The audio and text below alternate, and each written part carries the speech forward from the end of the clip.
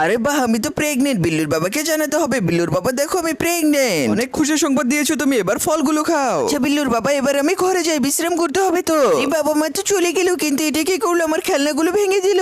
কলাটা একটু খেয়ে ফেলি, খোসাটা এখানেই রেখে দেই। এবার যাই ঘরে। আরে বাপরে, এটা কি হয়ে গেল? আমি তো পড়ে গেলাম। বিল্লুর বাবা, বিল্লু এই কাজ করেছে। বিল্লু, তোমার এত বড় সাহস, তুমি কলার খোসা ঘরে ফেলেছো কেন? আরে না বাবা, আমি এমনটা করিনি। তুমি চুপচাপ ভালো করে এই টয়লেটটা পরিষ্কার করো। টয়লেট পরিষ্কার শেষ, এবার বের হও তুমি বাসা থেকে। আমাকে ভুল বুঝে বাবা বাসা থেকে বের করে দিল।